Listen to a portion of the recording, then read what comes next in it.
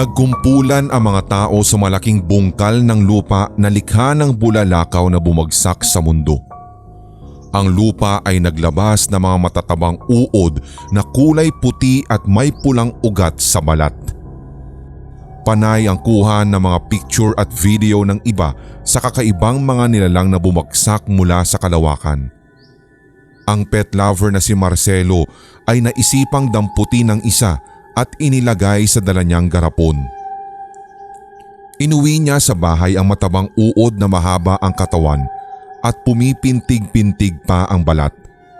Nilapag niya ito sa kusina para pag-eksperimentuhan. Marami na siyang mga alagang hayop sa bahay. Meron siyang 5 aso, 3 pusa, 4 na palaka, 3 parot, 1 kuneho at 2 ahas na pangbahay. Nagmistulang zoo na nga ang bahay niya dahil sa dami ng mga hayop na binibili niya kung saan-saan para iuwi at idagdag sa mga alaga. Binibiro na nga siya ng ilang mga kamag-anakan niya at tinatawag na ngang Noah's Ark ang kanyang bahay. Ang iba roon ay in-order pa niya online na galing pa sa ibang bansa gaya ng mga rare animals na alaga niya. Pero ang uod na ito na kanyang napulot ang pinakakakaiba sa lahat. Ito ang kaisa-isang hayop sa koleksyon niya na galing sa labas ng mundo. Dito niya napatunayang totoo ngang may mga nilalang sa kalawakan na hindi pa nadidiskubre ng mga tao. Kung saan-saang nakarating ang mga siyentipiko sa pag-aaral sa kalawakan para maghanap ng iba't ibang uri ng life forms, ngunit bigo silang makakita. Ngayon, sa hindi inaasahang pagkakataon, sila na mismo ang nagpunta sa mundo para madiskubre ng tao. Sa eksperimentong gagawin ni Marcelo, gusto lamang niyang malaman kung hanggang saan ang itatagal ng buhay nito. Ibinabad niya sa kumukulong tubig ang hayop. Sa sobrang init ng tubig na iyon, kahit sinong tao ay malalapnos ang balat oras na mahawakan ito. Mahigit 1 oras na nakababad sa loob ng kumukulong tubig ang hayop habang nakasalang sa kalan. Pagkatapos niyang pakuluan ng tubig ay isinalin niya ito sa malaking planggana at inobserbahan ang hayop. Laking gulat niya sapagkat gumagalaw pa rin ito at gumagapang pa sa ilalim ng mainit na tubig. Ni hindi man lang nagbago ang kahit na anong bahagi ng balat nito. Inilikas niya roon ang hayop at pinatuyo. Sinubukan naman niya itong ipasok sa plastik ng yelo na may tubig at inilagay pa sa freezer. Ilang araw din ang lumipas at binalikan ni Marcelo sa freezer ang plastik ng yelo. Nagyelo na nga ito at nasa gitna pa ang hayop na tila nanigas na rin ang katawan. Tinanggal niya ang plastik at nilapag sa planggana ang yelo. Marahan niya itong biniyak gamit ang itak hanggang sa makuha niya ang hayop sa gitna. Nang isalin niya ito sa tuyong lababo, gayon na lamang ang pagkagulat niya dahil muling gumalaw ang katawan ng hayop. Patunay na buhay pa ito sa kabila ng ilang araw na pagkakababad sa matinding lamig. Doon ay namangha si Marcelo. Kaya pala nitong mabuhay sa matinding init o lamig. Pero hindi roon nagtatapos ang eksperimento niya. Sinubukan din niya itong ilagay sa maruruming lugar pero nakasurvive pa rin ang hayop.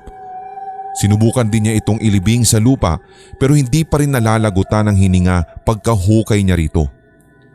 Kung ano-ano na ngang pagpapahirap ang ginawa niya sa hayop, sinubukan na nga niya itong patayin sa magkakaibang paraan. Hinulog, niluto, tinupok sa apoy, hiniwa ng kutsilyo, subalit sa kabila ng lahat ng iyon, nananatili pa ring buhay ang hayop. Napakalambot ng katawan nito na kahit anong durog at hiwa niya ay hindi ito nasusugatan. May kakayahan din itong mabuhay sa iba't ibang klima at environment. Tila baga nakaka-adapt ng husto. Doon niya napatunayang immortal ang nilalang na ito. Isa itong uri ng hayop na walang kamatayan. Tinalo pa nito ang jellyfish na bagamat hindi namamatay sa katandaan ay pwede pa ring mamatay kung may nilalang napapatay rito. Ngunit sa hayop na iyon, tila wala ang salitang kamatayan sa diksyonaryo nito. Kahanga-hanga ang kakayahan ng nilalang na iyon. Kung ikukumpara niya ito sa isang hayop dito sa mundo, maihahambing niya ito sa tardigrade. Isang microscopic animal na may pambihira ding kakayahan na mamuhay sa iba't ibang sitwasyon at kaya ring mamuhay sa kalawakan base sa pag-aaral ng siyensya. Ibinalik niya sa garapon ng hayop at ipwenesto sa ibabaw ng frigider. Inasikaso naman niya ang iba pang mga alaga at isa-isang binigyan ng pagkain. Gabi na siya natapos sa pagpapakain at paglilinis sa kulungan ng mga ito. Pagkatapos maligo, sumandal siya sa kanyang kama at binuksan ang telebisyon sa harap niya. Binisita niya ang profile ng girlfriend na si Irene at pinadala rito ang pictures ng unknown creature na kasamang bumagsak ng bulalakaw sa kanilang lugar. Namangha rito ang babae at nagsabing hindi na raw siya makapaghihintay pang makauwi para makita ito sa personal. Online na ang babae ng mga oras na iyon kaya tinawagan na niya ito sa video chat.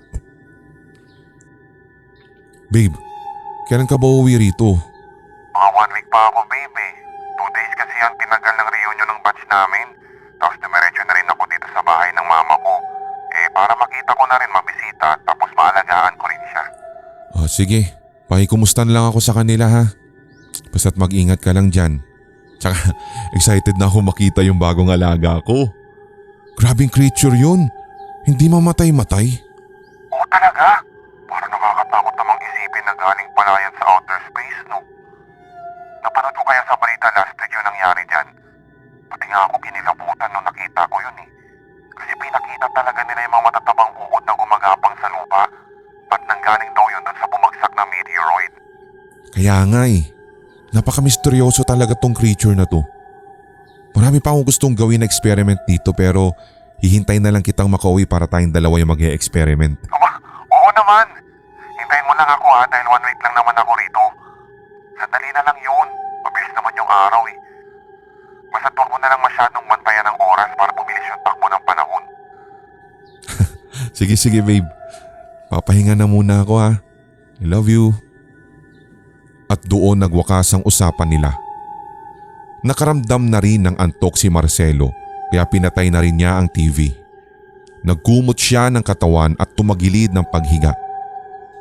Di nagtagal ay nakatulog din agad siya. Hindi na niya namalayan ang pagwawala ng hayop sa loob ng garapon. Sa sobrang likot nito ay nahulog sa sahig ang garapon at gumapang palabas ang nilalang. Nagtungo ang kakaibang hayop sa kwarto ni Marcelo. Dahil nakasara ang pinto, isiniksik nito ang sarili sa ilalim nito. Nagawa nito makapasok doon gamit ang adjustment na ginawa sa katawan. Muling nagbalik sa dating anyo ang hayop at gumapang patungo sa taas ng kama ni Marcelo. Tila may sarili itong isip at alam kung ano ang pakay.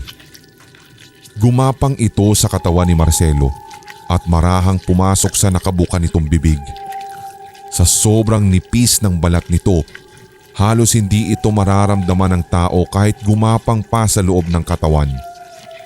Ni hindi man lang naalimpungatan si Marcelo nang tuluyan nang nakapasok sa bunganga niya ang kakaibang hayop. As in wala siyang kamalay-malay.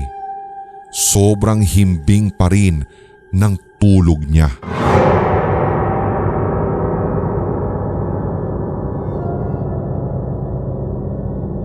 Kinabukasan ay nakaramdam na lang ng sakit ng tiyan si Marcelo. Sinubukan niyang dumumi sa banyo pero wala man lang lumabas. Ilang oras ang itinagal ng pananakit ng tiyan niya. Noong una, pakiramdam niya ay madudumi siya pero nang magtagal ay parang sumikip naman ang tiyan niya. Para bang busog siya at halos hindi makahinga. Hindi nagtagal, muling nagbago ang pakiramdam niya. May naramdaman siyang tila gumagapang o gumagalaw sa loob ng kanyang tiyan. Sa tuwing gagalaw o tatayo siya ay tila sumisipa ito na nagdudulot ng iritasyon sa kanyang pakiramdam. Napilitan siyang uminom ng gamot sa sakit ng tiyan pero hindi rin naman ito nakatulong. Wala pa rin nagbago sa pakiramdam niya. Hindi na muna naasikaso ni Marcelo ang mga alagang hayop sa bahay. Maghapon siyang nagkulong sa kwarto habang iniinda ang sakit ng tiyan. Biglang tumawag si Irene sa cellphone niya. Agad niya itong sinagot. Hello babe. Oh, nangyari babe? Bakit iba yata ang boses mo ngayon? Medyo masama na yung pakiramdam ko eh. Masakit kasi yung tiyan ko ngayon eh. Ay, ganun ba? Sige, magpahinga ka na lang muna at uminom ka ng gamot ha. Kumain ka na ba? Hindi pa nga baby. Parang wala akong gana. Sobrang sakit kasi ng tiyan ko eh. Magpahinga ka na lang muna ha. Pero huwag mong kalilimutang kumain. Kailangan may laman ang tiyan mo kapag umiinom ka ng gamot. Sige babe, sige. Next time na lang ulit ha. Pasensya na muna. May iniinda ako ngayon. Papahinga ko muna to, baka mamaya mawawala na. Sige. Ano ba yan babe? Nag-aalala tuloy ako sa'yo. Pero sige, basta balitaan mo ako ha. Tawag-tawagan mo ako kaya mag-video chat tayo. Sige, I love you. At pagkababa sa cellphone ay napatayo muli sa kinahihigaan si Marcelo. 5:00 na pala ng hapon pero hindi pa siya nakakakain buhat kaninang umaga. Ramdam na niya ang gutom pero hindi niya magawang kumain o lumunok dahil sa sobrang sakit ng kanyang tiyan. Nang hapong iyon, sinubukan niyang kumain at humigop ng sabaw. Ngunit di nagtagal, isinuka rin niya ang mga ito. Tila ayaw tanggapin ng tiyan niya ang pagkain. Bumalik na lamang siyang muli sa kwarto at inihiga na lang ang nararamdamang kakaiba sa katawan. Kinabukasan, ganun pa rin ang sitwasyon. Hindi pa rin nawawala ang sakit ng kanyang tiyan. Doon na siya nabahala. Muli siyang bumangon at sinubukang kumain ngunit tulad kahapon, isinuka lamang niya ito. Nais nang magpatingin ni Marcelo sa doktor pero natatakot siyang gawin ito. Mahina pa naman ang loob niya pagdating sa doktor. Madinig nga lang niya ang salitang ospital ay nangingimin na ito. Parang hindi niya kayang tanggapin kasi kung ano man ang sasabihin ng doktor o kung ano pa man ang lalabas sa kanyang pagsusuri. Lalo na kapag nalaman niyang malubha na pala ang kanyang sakit. Pinilit na lamang niyang manatili sa bahay kahit iba na ang pakiramdam niya. Unti-unti ay bumabagal na ang kanyang pagkilos, lalong-lalo na ang kanyang paglalakad. Namumutla na rin ang kanyang balat. Sinubukan niyang silipin ang Frigidaire para tingnan kung ano ang pwedeng kainin niya roon. Ilang araw na siyang hindi kumakain dahil sa nararamdaman na sakit. Ngunit naalala rin agad niyang baka sumuka na naman siya kapag siya ay kakain. Kahit gutom na ipinilit na lang din niyang hindi muli kumain hanggang sa mapalingon siya sa ibabaw ng Frigidaire. Nagtaka siya dahil wala na roon yung garapon kung saan nakalagay ang kakaibang hayop. Hinanap niya ito sa mga sulok. Ang nakita na lamang niya ay ang garapon na gumulong sa ilalim ng lababo. Subalit yung hayop na naroroon sa loob ay wala na. Nakatakas.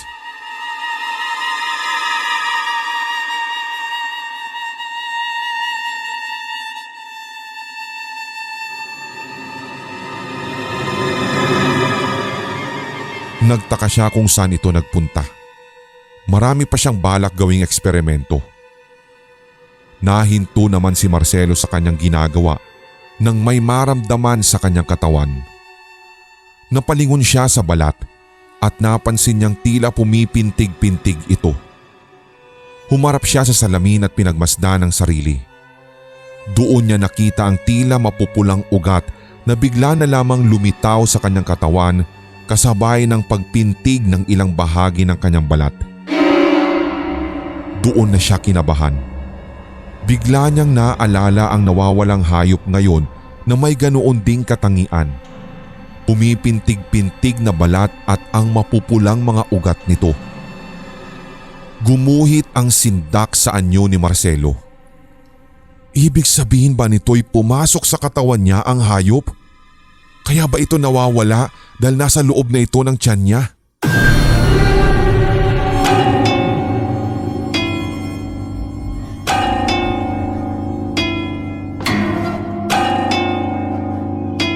Lalo pang tumindi ang kalagayan ni Marcelo sa mga araw na nagdaan. Unti-unti ring nagbago ang kanyang anyo. Bahagyang bumukol at lumobo ang kanyang balat at tinubuan ng malalaking sugat. Naramdaman na rin niya ang unti-unting panghihina. Pakiramdam niya ay hindi na siya magtatagal sa mundo. Napilitan siyang tawagan ng kasintahan sa probinsya at inamin ang tunay na kalagayan. Alalang-alala ang babae nang makita sa video call ang itsura ng nobyong naghihirap ngayon dahil sa hindi maipaliwanag ngunit matinding karamdaman. Babe, umuwi ka na rito. Umuwi ka na rito bago ako mawala. Napaiyak si Irene. Bukas na bukas uwi na ako dyan, babe. Please, huwag kang sumuko ha. Hintayin mo ako bukas ha. Please. Oh, sisiguraduhin kong makakaabot pa ako bukas. Para sa iyo. Bilisan mo. Bilisan mo lang, babe. At dinig hanggang sa labas ng bahay ang hagulgol ni Irene. Please, babe. Huwag kang bibito, babe ha. Hintayin mo ako bukas. Alam mo namang hindi ko kakayanin kapag nawala ka sa akin eh. Kahit hirap na sa kalagayan ay pinilit pa rin dumilat ni Marcelo at tinipid ang natitira niyang hininga. Kailangan niyang isave ito para makaabot pa hanggang bukas upang makita pa ang pinakamamahal na babae sa buhay niya. Wala na kasi siyang pamilya. Parehong nasa kabilang buhay na ang mga magulang niya. Hindi rin niya kasundo ang mga kamag-anakan sa probinsya. Ang nobyang si Irene na lang talaga ang karamay niya sa buhay. Kailangan pa niyang mabuhay dahil nangako sila sa isa't isa na gagawing enggrande ang kanilang kasal. Bubuo pa ng sariling pamilya. Hindi pa niya kailangang mamatay, subalit bigla na lang namilipit sa sakit ang kanyang tiyan. Halos patiran siya ng hininga sa hindi maipaliwanag na tindi ng sakit nito. Parang pinupunit ang lahat ng laman niya sa loob ng katawan. Napaiyak na lang si Marcelo habang sumisigaw. Hindi niya alam kung aabot pa siya bukas. Sa nagdidilim niyang diwa, iginuhit niya sa isip ang anyo ng kanyang nobya. Doon unti-unting namula ang kanyang mga mata.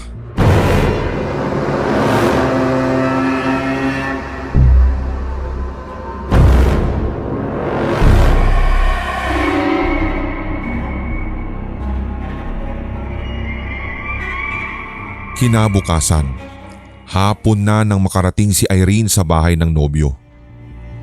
Pagpasok sa loob ay bumungad sa kanya ang magulong paligid na tila ilang linggo nang hindi nalilinis. Nagwawala na rin ang mga alaga nitong hayop dahil sa labis na gutom. Si Marcelo ang unang hinanap ni Irene. Inilapag niya sa lamesa ang pasalubong at umakyat sa kwarto. Pagbukas niya roon, nanlaki ang kanyang mga mata dahil sa nakita. Isang malaking bulas na halimaw ang nasa harapan na niya. Lumulobo at pumipintig-pintig ang malauod nitong katawan na tadtad ng mapupulang mga ugat. May tumubo ring iba't ibang ulo at mukha sa katawan nito na magkakaiba ang anyo at emosyon. Babe. Mangiyak-ngiyak na sambit niya nang makilala ang pamilyar na anyo ng halimaw. Iyon ang nobyo niya. Nagbago ang katawan nito ngunit hindi ang ulo. Marcelo, ano nangyari sa'yo? Napahagulgol agad siya at nilapitan ang nilalang. Sinubukan niya itong hawakan at yakapin, ngunit nagulat siya nang umungol na parang hayop ang halimaw at tumalim ang titig sa kanya. Nagbago ang ekspresyon ng mukha ng mga ulo sa iba't ibang bahagi ng katawan nito at lahat sila ay parang napalitan ng galit na anyo. Tila hindi na siya nakikilala ng lalaki. Ibinuka nito ang bibig at doon nga'y lumabas ang mahabang dila na kulay lila at sumakal ito sa leeg ni Irene. Nagsisigaw si Irene at sinubukan niyang kumawala ngunit bigla ring dumikit ang mga kamay niya sa katawan ng halimaw. Hindi na niya maalis yun. Sa kanyang pagwawala ay lalong dumikit ang balat niya sa katawan nito. Hanggang sa unti-unti siya nitong lamunin. Unti-unting lumaki ang bunganga ng halimaw at marahan na siyang isinubo. Wala nang nagawa si Irene kundi ang magsisigaw at humingi ng saklolo at nang tuluyan siyang nilamo ng dambuhalang halimaw, saka na rin natahimik at wala nang nadinig pa na kahit piyok man lang si Irene. Hanggang sa loob nga ng katawan nito, nagwawala pa rin ang babae. Hanggang sa unti-unti na rin itong tunawin ng kemikal sa loob ng tiyan ng halimaw. Wala nang kamalay-malay si Marcelo sa nangyayari. Hindi na niya kilala ang sarili. Ang alam lang niya ay isa na siyang ganap na halimaw. Isang uri ng nilalang na hindi pa nadidiskubre ng tao.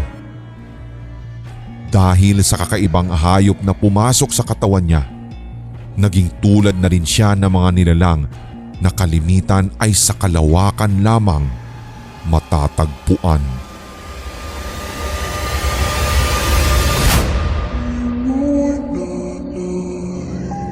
Pagbukas ni Eman sa balde ay bumungad ang mga bugok na itlog. Ang iba rito'y inuuod na at nagsasabog na ng masangsang at kung minsan ay hindi maipaliwanag na amoy. Heto na po yung mga bagong deliver na itlog. Kaya ko rin po kayo tinawag dahil halos lahat ng deliver nila sa amin ay puro sira. Paano pa kaya natin ito mapapalitan sa lalong madaling panahon? Ani Eman na bagong salta sa factory na iyon. Hindi natin ito papalitan hanggat hindi na ibebenta. Magsimula na kayo dahil grand opening na natin bukas. Matigas ang tinig na sagot ng owner na si Jimmy. Pero sir, halos lahat ng ito hindi ako magpapadeliver ng bago rito hanggat hindi nabebenta ang mga ito. Maliwanag. Hindi na lang nakasagot si Eman sa taas ng boses ng amo. Sinunod na lang nila ang kagustuhan nito. Binabad nila sa tubig ang mga sirang itlog at pagkatapos ay nilagyan ng suka. Kahit mabaho na ang amoy ay tinuloy pa rin nila ang pagluluto rito.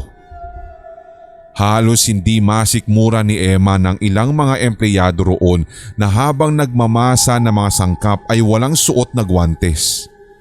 Ang iba ay nakasando lang at naliligo na sa sariling pawis pero panay pa rin ang hawak sa mga hilaw na pagkain. Ni hindi man lang marunong maligo at maghugas pa ng kamay. Dagdag pa, ang factory na daig pa ang dump site sa sobrang dumi. Ang mga itlog ay bugok na, ang mga sangkap ay nilalanggam pa. Ang ibang mga pagkain ay nakatambak lang sa drum at mga baldeng pinamumugaran ng mga ipis at uod. Isang bangungot sa paningin ang buong paggawaan kung saan nagtatrabaho ngayon si Eman.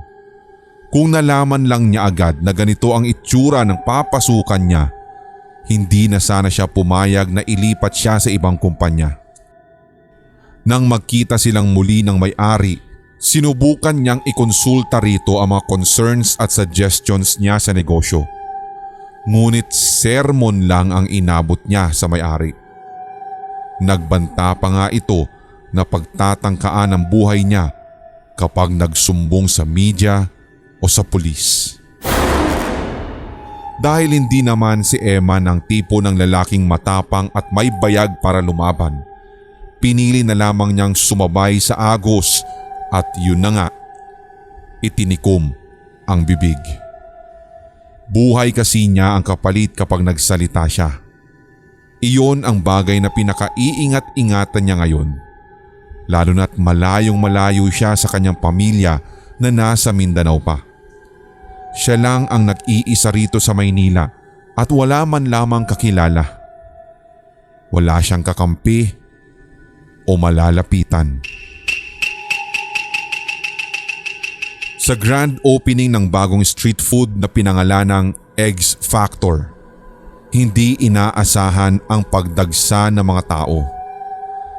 Fishball, squidball, calamares, kikiam, fried siomai, tokneneng, pritong atay, halos lahat ay nandoon na. Ang mga pagkaing pinipilahan lang noon sa mga kalye ay makikita na rin ngayon sa loob ng mga mall. Kasama ni Eman sa kanilang pwesto ang kapwa empleyado. Siya ang nagbibigay ng mga order at ito naman ang tigapag-init ng mga pagkain. Isang matabang lalaki na nakasalamin ang nagpa-take out sa kanya ng fishball at maging ng kikiam na may kasamang matamis na sausawan. Ibinalot niya ito sa paper bag at iniabot sa lalaki. "Salamat po. Balik po kayo ha." Masayang wika ni Eman sa customer kahit sa loob-loob niya ay hindi talaga siya masaya. Pagsapit ng hapon, medyo kumonti na ang customer kaya nakapagpahinga na rin sina Eman. Habang nakaupo ay muling nagbalik sa kanilang pwesto ang matabang lalaki na bumili kanina. "Good afternoon, sir." Bati niya sa customer. "Ano po ang sa inyo?" "Hindi ako bibili. Isasauli ko itong in-order ko dahil sira." Sabay na napatayo sina Eman at kinuha ang paper bag. "What do you mean, sir?" "Wala man lang kaming nakain kahit isa dyan. Pagbukas pa lang namin sa paper bag, sumingaw na agad yung amoy. Bakit niyo ako binigyan ng sirang pagkain?" Sorry po sir. Papalitan na lang po namin." Tarantang sagot ni Eman. Pero no, gusto kong malaman kung sino ba ang manager ninyo at ba't hindi man lang chinecheck kung nasa maayos na kondisyon lahat ng mga binibenta nyo. "Kung gusto niyo po, papalitan na lang po namin ng bago." "Hindi na. Nakakaintindi ka ba? Ang gusto ko, ibalik na lang ninyo yung pera ko at wala pa namang bawas yung binili ko sa inyo." Biglang sumingit sa usapan ng kasamang empleyado ni Emma na si Christy. Excuse me po. Mawalang galang na rin. Pero hindi po namin kasi pwedeng ibalik yung pera nyo dahil nabili nyo na po ito eh. Tsaka hindi naman si Ryan kanina. Tapos ngayon ibabalik nyo sa amin si Rana. Baka gusto nyo lang po kaming utakan." "How dare you? Anong klaseng empleyado ka? Hindi ka ba marunong tumingin ng mga pagkain kung fresh o panis?" Siniko ni Emma ng mataray na babae. Bulong niya. "Uy, ako na bahala rito." At muling humarap si Eman sa lalaki. Sir, pagpasensya niyo na po yung kasama ko. Humihingi rin po ako ng tawad sa pagkain na ibigay namin sa inyo. Nakakaasa po kayo na hindi na po ito talaga mauulit. Ibabalik na lang po namin ang pera nyo." "Abay, mabuti pa nga." Si Christy naman ang sumiko sa kanya at bumulong. "Nasisiraan ka na ba? Nakakalimutan mo yata yung binili ni Sir Jimmy na bawal magbalik ng pera kapag ito'y nabenta na. Tayo ang malilintikan dyan. Ikakaltas sa sahod natin kapag binalik natin yung bayad niya. Paano ka nakapasok sa trabahong to na ganyan ang mindset mo? Kababae mo pang tao. At hindi na nagsalita ang babae. Tinaasan na lang siya nito ng kabilang kilay at inisnaban. Palibhasa ay kakilala rin ng bogus nilang amo ang babaeng iyon kaya gayon na lamang ang lakas ng loob. Pagkabalik ni Eman sa pera ng lalaki ay nagpasalamat ito sa kanya. Sabi pa nito, "Buti ka pa, maayos ang attitude mo kesa sa isa dyan na hindi man lang marunong gumalang sa customer." At agad na ding umalis ang lalaki. Galit na galit sa kanya si Christy at panay ang pagdadabog nito habang nagtatrabaho sila. Hindi napigilang magsalita ng saloobin si Eman. "First day natin sa trabaho kaya sana umayos ka naman. Kung may galit ka sa akin, huwag mo idadaan sa ganyan. Nasa gitna tayo ng trabaho." Sabihan ka patuloy ng customer. "Wala akong pakialam sa'yo." Malditang sagot ng babae. "Ikaw rin naman ang mananagot kapag nakarating to kay boss." "Bakit ako? Anong gagawin ko?" "Isusumbong mo ako. Tsaka may mali ba sa ginawa ko? Sira nga yung pagkain na ibigay natin sa customer kaya dapat lang na ibalik natin yung pera niya." Di wow. Matipid ngunit iritableng sagot ng babae sa kanya. Pinigilan na lamang ni Emma ng kanyang sarili. Ayaw niyang mapagbuhatan ng kamay ang babae kaya ifinokus na lamang niya ang kanyang isipan sa trabaho. Kinagabihan, nasa factory muli sila at gumagawa ng mga sangkap para bukas. Napansin ni Emma ng ilang empleyado na panay ang hawak sa cellphone habang nagtatrabaho. Ngayon lang niya nalaman na allowed pala ang mag-cellphone doon. Kinabukasan tuloy ay dinala na rin niya ang cellphone sa trabaho. Habang abala ang ilan sa paghahalo ng mga sangkap, dito nga'y nakaisip siya ng ideya. Palihim niyang kinuna ng video ang mga ito. Kitang-kita sa video ang lalaking kinakamay ang paglilinis sa mga bugok na itlog. Pati na ang babaeng panayang dukot ng kulangot sa ilong sa kahahawakan ang mga sangkap para haluin. Kinuhanan din niya ang isang binatang nagsasalin ng mga itlog sa isang maruming balde na nakalagay pa sa sulok na binabahayan na ng mga ipis. Ang iba pa nga sa mga ipis na ito ay palutang-lutang na lamang sa balding iyon. Pati ang paligid na binabalutan ng sapot at alikabok ay na-record din niya. Lahat ng mga maling pamamalakad sa loob ng factory ay kinunan niya ng video. Sa ganitong paraan, matutulungan niya ang mga taong nakakakain ng maruruming pagkain dahil sa kumpanyang ito. Nang sumunod na araw ay bumisita ang owner sa factory at ibinigay sa mga empleyado ang isang chemical na panglinis daw sa mga pagkain. Pambungad niya. Lahat ng masirang pagkain, dito niyo ibabad para mawala ang mikrobyo. Galing pa sa China ang product na ito at base sa mga nakita kong review, effective nga siya para linisin at gawing fresh ulit yung mga sirang pagkain. Kay Eman inabot ang bote. Hindi rin niya maunawaan na nasa label ng bote dahil nakasulat ito sa alpabetong Chinese. Ipinakilala rin ng owner ang bagong manager ng Eggs Factor na si Raimundo Lopez. Pagpapakilala, pinsan ko siya at siya ang makakasama niyo rito araw-araw. Isa-isang bumati sa lalaki ang mga empleyado. Maliban lang kay Emma na punong-puno ng pagdududa ang muka habang pinagmamasdan ang lalaki.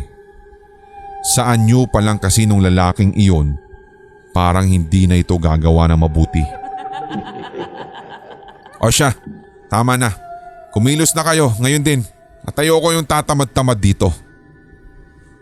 Sigaw ng manager na unang araw pa lang ay nagpakita na ng tunay na kulay. Tama nga si Eman. Tumama na naman ang hinala niya. Sa mata pa lang ay kaya na niyang tukuyin ang ugali ng isang tao. Ginamit ni Eman ng kemikal na laman ng bote para linisin ang mga hilaw na itlog.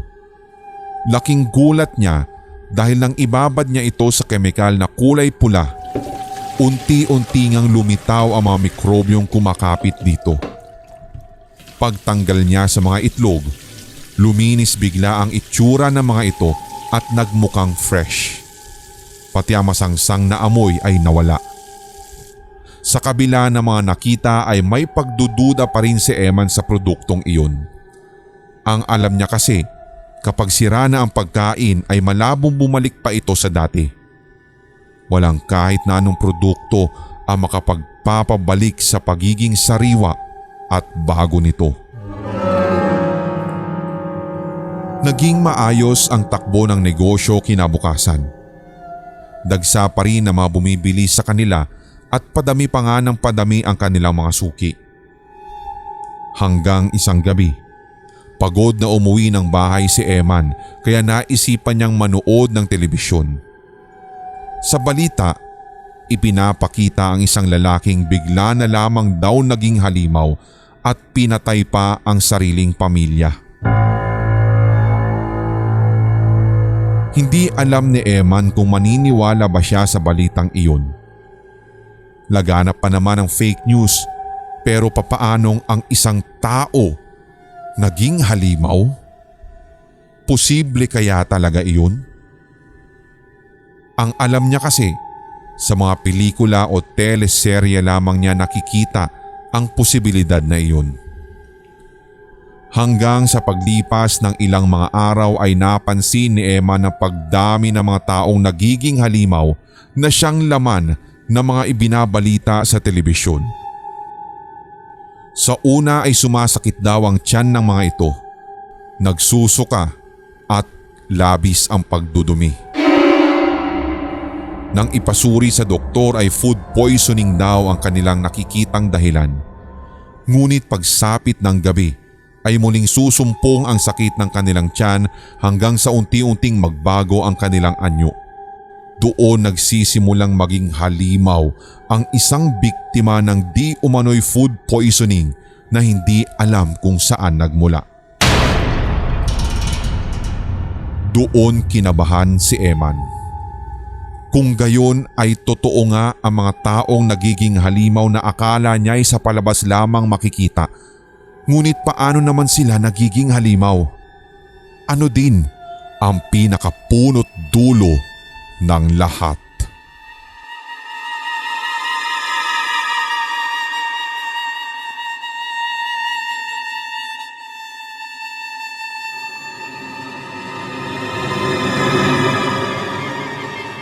Kinabukasan, abala sina Eman at Christy sa pag-aasikaso sa mga nakapilang customer.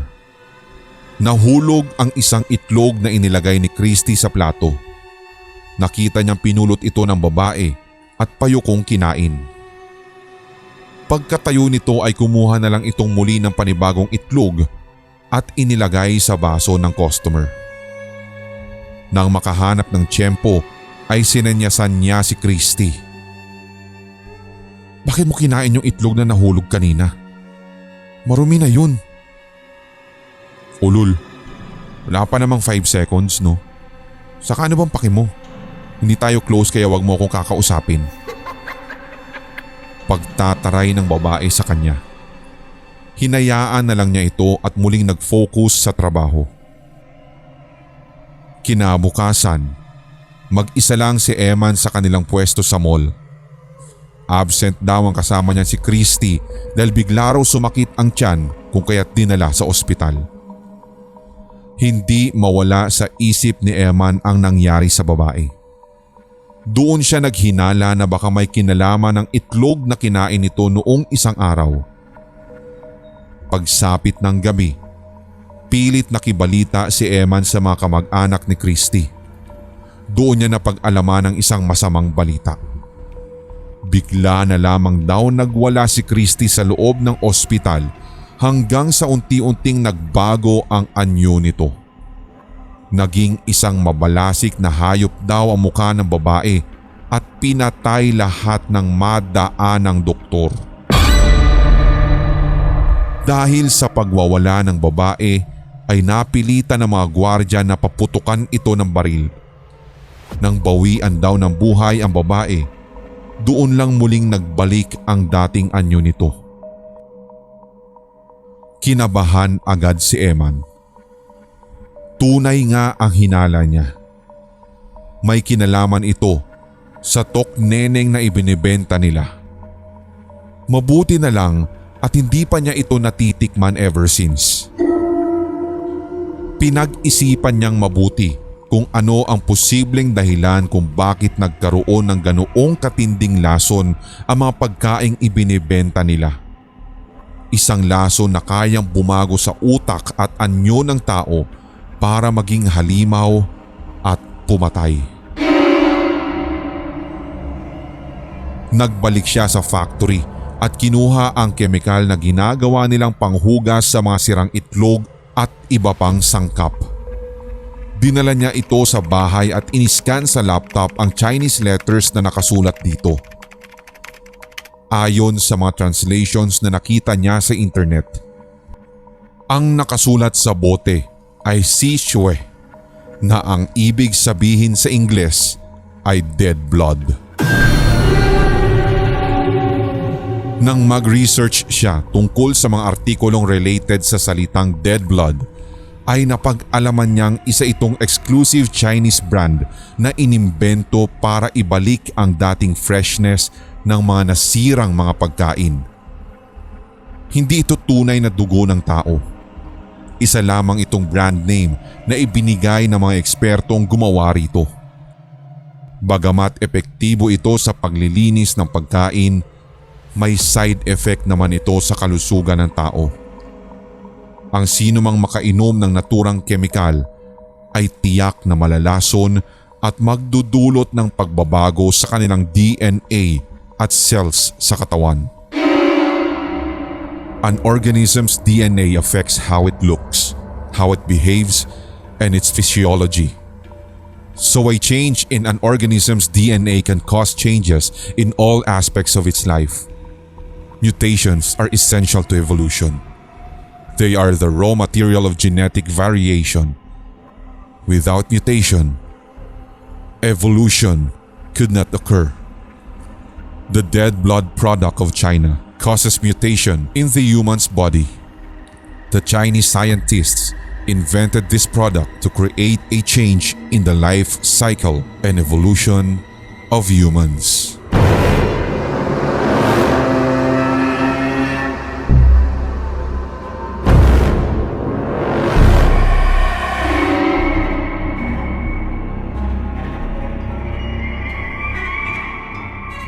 Hindi na kinaya ni Eman ang lahat ng nabasa niya. Hindi niya rin masikmura ang kalagiman na ginagawa ng kumpanyang pinagtatrabahuhan niya. Napag-alaman niya roon na ang kemikal ay ginawa para ibalik ang pagiging sariwa ng mga pagkaing nasira na, pero ang side effect naman pala nito sa katawan ng tao ay ang mutation at pagbabago ng mga cells sa katawan para maging isang kakaibang nilalang. Kinabukasan din, ipinakita niya sa mga pulis ang video na kanyang nakunan sa loob ng factory. Isinumbong na rin niya ang mga itinatagong baho ng kanilang factory. Pinakita rin niya ang mga ginawang research niya tungkol sa dead blood product na ibinigay sa kanila ng amo bilang panlinis sa mga sirang pagkain. Agad namang umaksyon ang mga otoridad. Ngunit pagdating nila sa lugar kung saan nakatayo ang factory, kasalukuyan na itong nilalamon ng apoy. Ayon sa mga osyoso sa labas, may 2 empleyado raw ang naging halimaw at napatay ang manager ng factory. Ang ibang mga trabahador na nakatakas ay napilitang sunugin ang building para hindi na makawala pa ang mga halimaw at kasama na ring maabo sa loob. Hindi makapaniwala si Eman sa mga nabalitaan. Saglit lang siyang nawala at ang dami nang nangyari sa factory na kanyang pinagtatrabahuhan. Mabuti na lamang talaga at hindi siya pumasok ng araw na iyon kaya hindi siya nadamay sa malagim na gulo. Subalit, isang ingay ang umagaw sa atensyon nilang lahat. Mula sa hindi kalayuan, natanaw nila ang mga taong naging halimaw na nagsasama-sama na at nagmamarcha ngayon sa gitna ng daan. Handang pumatay at lumapa ng nilalang na mahagip ng kanilang mga mata. Doon nasindak si Eman.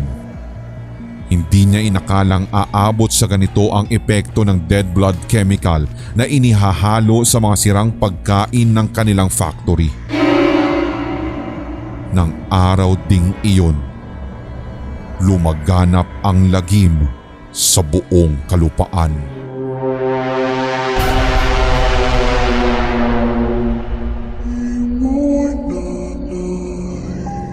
Nagulat si Regine nang makita ang litrato ng napakagandang babae sa malaking portrait na nakadikit sa dingding. Barbara daw ang pangalan nito. Malayong malayo sa larawan ang itsura ng kalagayan nito ngayon.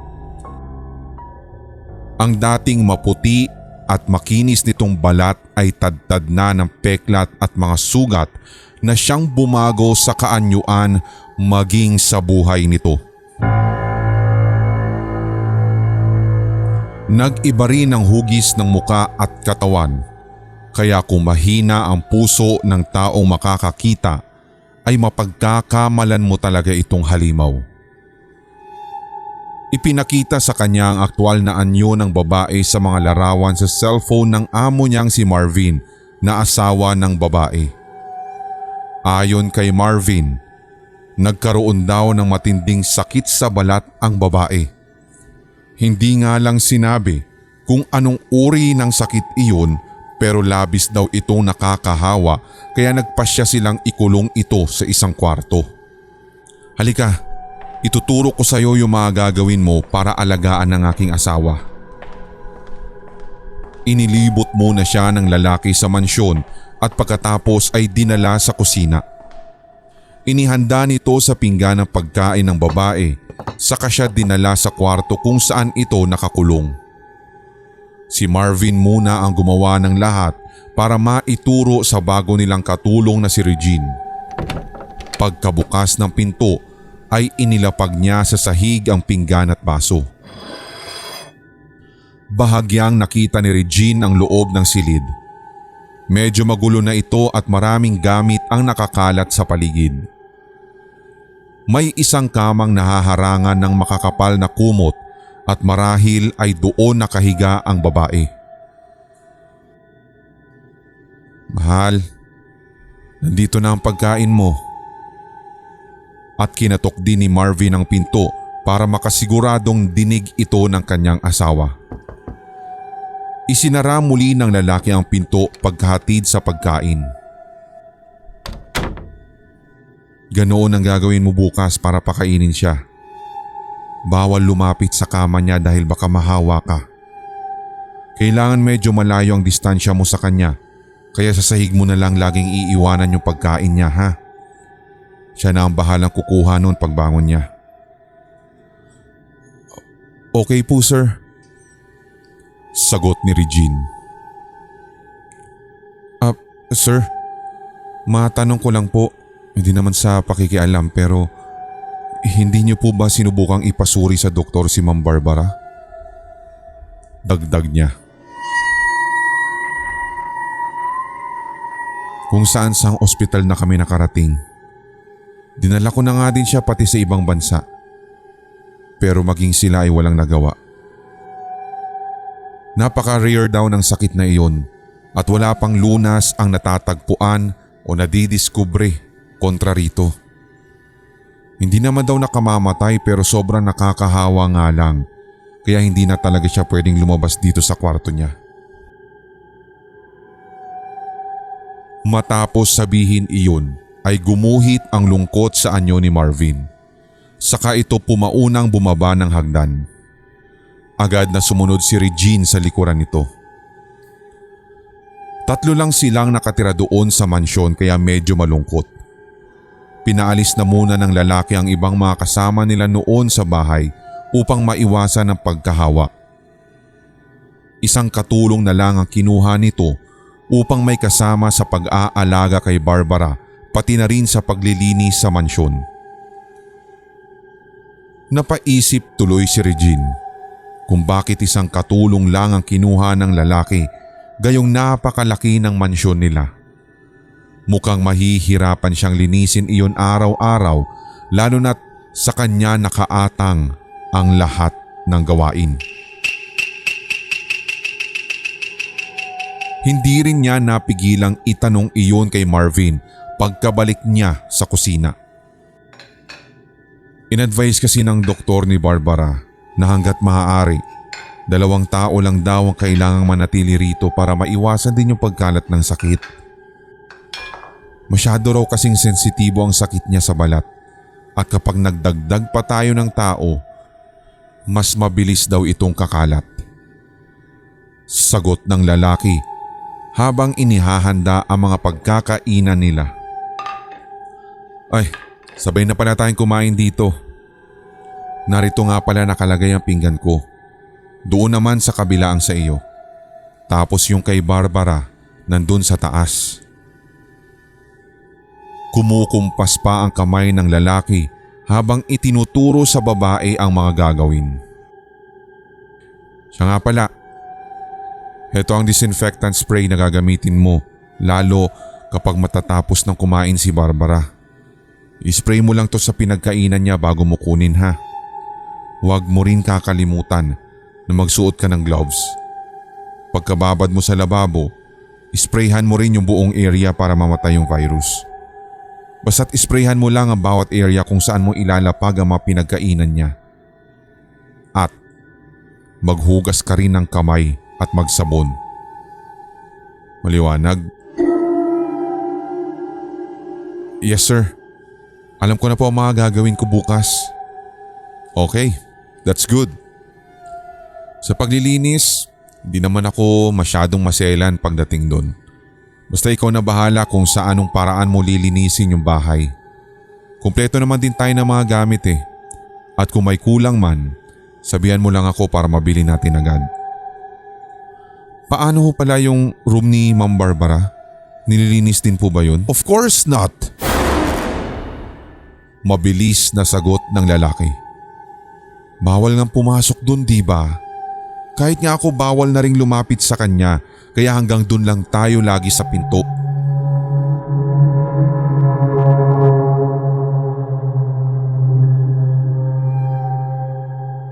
Pagsapit ng gabi ay hinatid si Regine ng lalaki sa magiging silid niya. Nasa bandang dulo iyon ng pasilyo habang ang kwarto ng lalaki ay nasa gitna lang mismo. Hindi rin gaanong nagkakalayo ang distansya ng silid nila. Ang kwarto naman ni Barbara ay nasa taas at malayong malayo sa kanila. Tanong sa kanya ni Marvin. Hindi ka naman siguro takot mag-isa no? Aba, hindi po sir. Sanay na po ako matulog mag-isa. Kahit nga iwan niyo ako rito sa bahay, kayang-kaya ko. Basta't ibili niyo lang po sa akin lahat ng mga dapat kong gawin. Mahusay ka ngang magtrabaho. Mukhang hindi ako magsisisi sa pagkuha sa iyo. Puri sa kanya nito. Isang ngiti na lang ang itinugon ni Regine. Hanggang sa… Nga pala, may asawa ka na ba o kasintahan? Tanong sa kanya ng lalaki. Wala po. Wala pa po. Ang totoo po niyan sir wala pa po akong boyfriend since birth. So ibig sabihin, virgin ka pa? Nagulat si Regine sa tanong nito pero ngumiti lang siya at magalang namang sumagot sa lalaki. Yes po.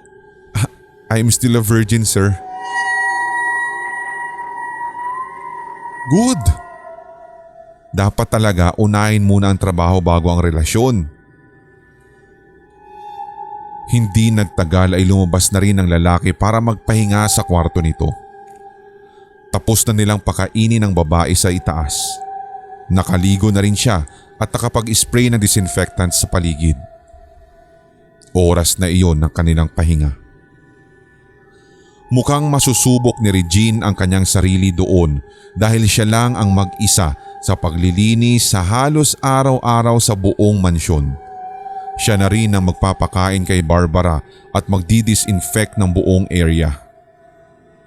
Medyo naninibago siya sa takbo ng trabaho niya roon kumpara sa mga nagdaang bahay na napasukan niya noon bilang kasambahay.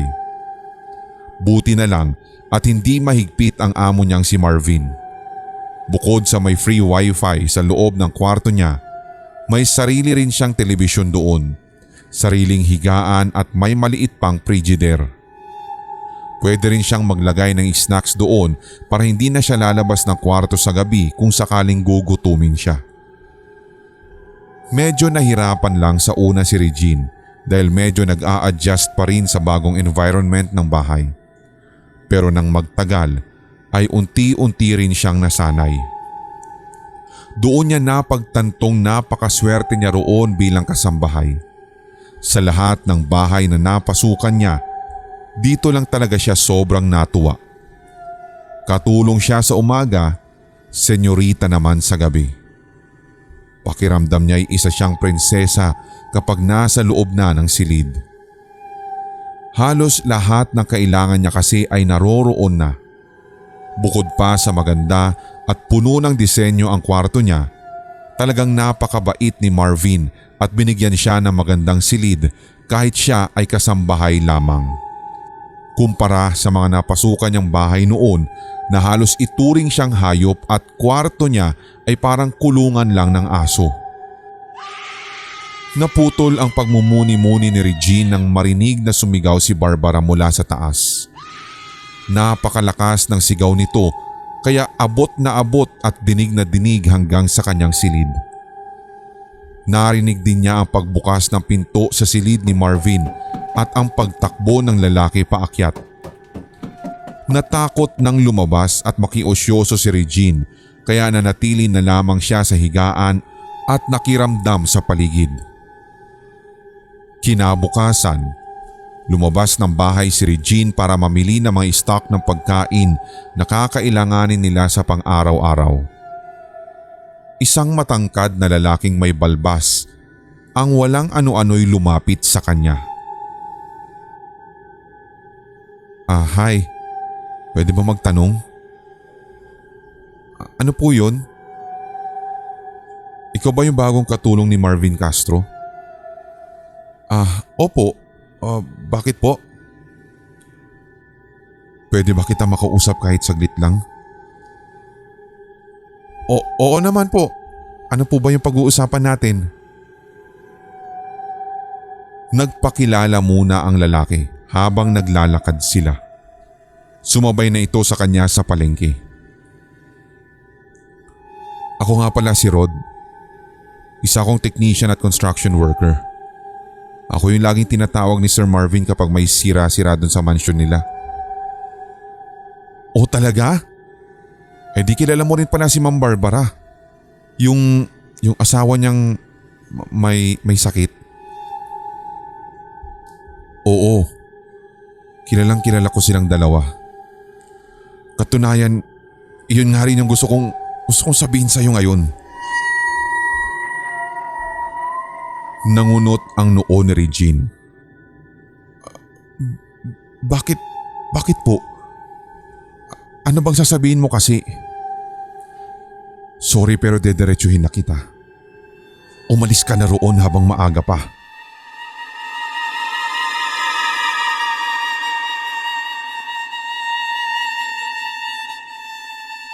Kinabahan siya sa sinabi ng lalaki.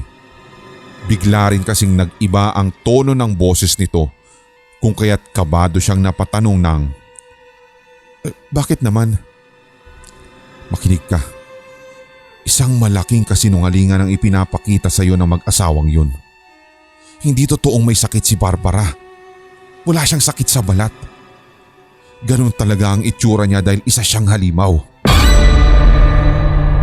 Mas nalukot ang noo ni Regine dahil sa narinig. Ano? Hindi ko maintindihan. Pwes intindihin mo ang mga sasabihin ko at makinig ka ng mabuti. Minsan ko lang sasabihin sa'yo to. Marami nang naging katulong sa bahay na yan pero karamihan sa kanila ay patay na. Alam mo ba kung ano nangyari sa kanila? Kinain na sila ni Barbara. Kumukuha ng katulong si Marvin para ipakain sa asawa niyang halimaw. Mamamatay ang babae kapag hindi nakakakain ng isang tao buwan-buwan. Kaya kada buwan, lagi siyang nagpapapasok ng katulong dyan para ipakain sa babae. Sigurado ka ba dyan? Ayoko ng ganyang biro ha. Hindi ako nakikipagbiruan sa'yo. Ang gusto ko lang, iligtas ka dahil ayokong sapitin mo ang mga nangyari sa mga dating katulong niya dyan. Sinabi mo rin ba ito sa mga dating katulong nila? Oo naman. Bawat katulong na ipinapasok nila dyan ay binalaan ko rin. Lalong-lalo na yung patungkol sa bagay na to. Sinubukan ko rin na kumbinsin silang umalis ng maaga habang wala pang nangyayari sa kanila. Pero hindi naman nila ako pinaniniwalaan kaya ayun, nagwakas lang yung buhay nila sa kamay ng halimaw na yun. Kaunti lang ang mga naniniwala sa akin. At yung mga iyon ay umalis talaga sa mansyon. Kaya nasa iyo ang desisyon kung makikinig ka sa akin o hindi. Huwag mo rin akong sasabihan sa bandang dulo na hindi kita pinaalalahanan. Hindi na nakasagot si Regine. Hindi rin niya alam kung ano ang kanyang magiging reaksyon. Eto, tanggapin mo. May dinukot ang lalaki sa dala nitong bag. Isang kutsilyo na kulay ginto ang hawakan at isang bote na may lamang asul na kemikal. Gamitin mo ito sa halimaw kung sakaling maengkwentro mo siya. Ito lang yung pwede mong gamitin para mapatay yung halimaw. Masusunog ang balat niya sa kemikal na ito at kapag nagawa mo iyon, isaksak mo sa puso niya ang kutsilyong ito na may basbas na ng simbahan. Muling isinilid ng lalaki sa bag ang mga gamit at ibinigay sa kanya. Kunin mo na ito. Ito lang ang makakatulong sa iyo. At ito lang din yung maitutulong ko. Matagal kong pinag-aralan ng pangontra sa babanig na iyon at iyan ang nakita kong pinakamabisang paraan para paslangin siya. Natatakot ako eh. Parang hindi ko kayang gawin to. Sige, aalis na ako ha. Basta tandaan mo lahat ng mga sinabi ko sa'yo. Kung gusto mo ng ebidensya, pasukin mo yung kwarto ni Sir Marvin. Doon mo makikita ang katotohanan. Pagkasabi ay agad ngang umalis ang lalaki. Naiwan si Regine na balot ng pagtataka ang buong katauhan.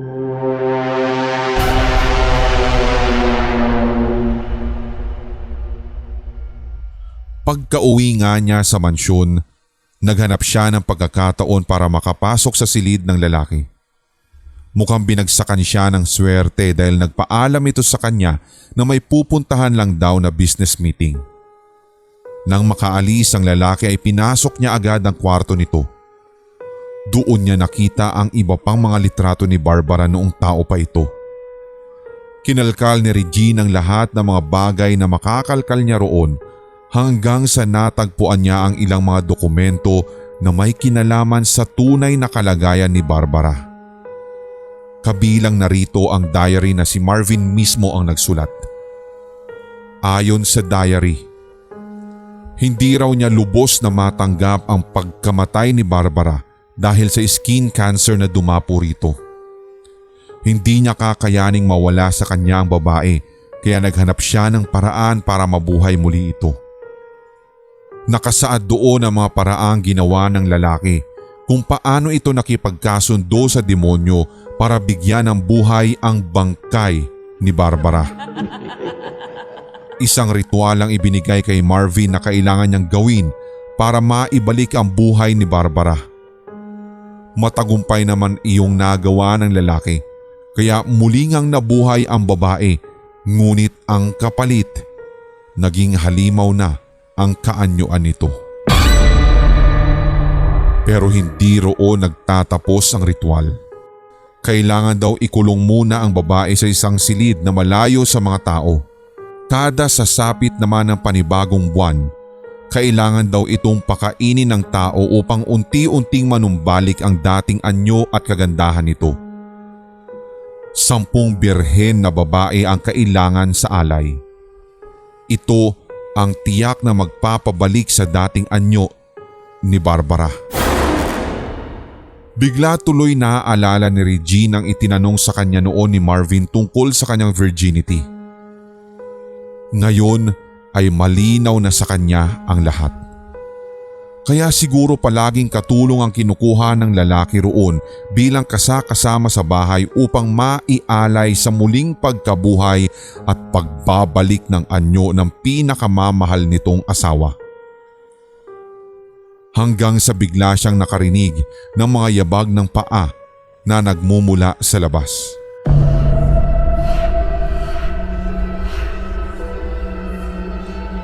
Dali-dali niyang ibinalik sa pwesto ang diary at mga dokumento saka naghanap ng mapagtataguan.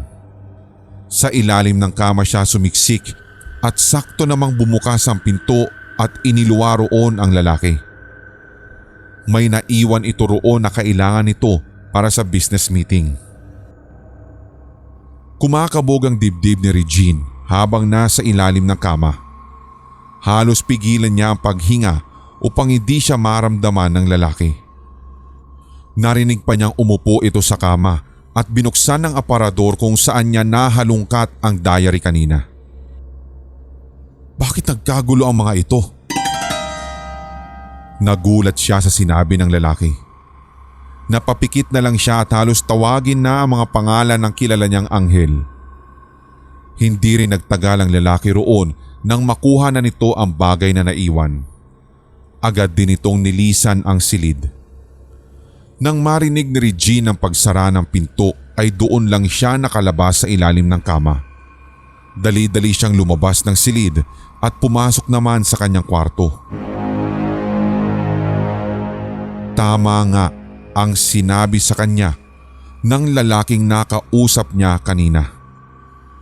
Nanganganib na ang buhay niya at siya ang panibagong kasambahay na gagawing alay para sa buwang iyon. Kailangan na niyang makatakas sa lalong madaling panahon. Anumang araw o sandali ay magiging pagkain na naman siya ng halimaw.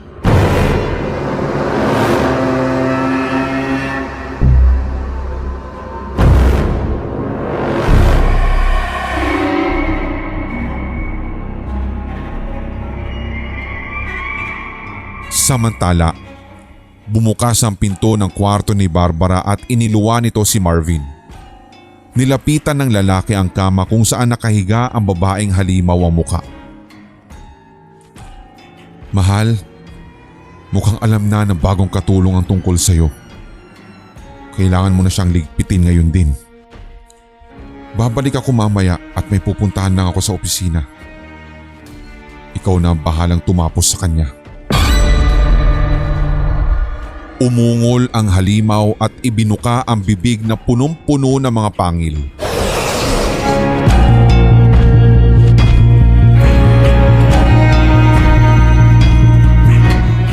Sa silid ay nag-empake agad ng mga gamit si Regine.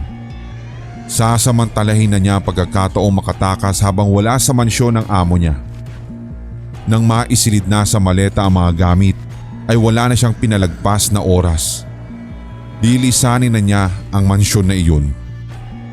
Pagbukas niya sa pinto, isang hubot-hubad na halimaw ang bumulaga sa kanya. Doon nga'y nagsisisigaw si Regine at nabitiwan tuloy niya ang maleta dahil sa labis na hilakbot. Sinakal na siya agad ng halimaw hanggang sa mapaangat sa sahig ang kanyang katawan. Napakalakas ng halimaw at nagawa siyang ihagis pabalik sa loob.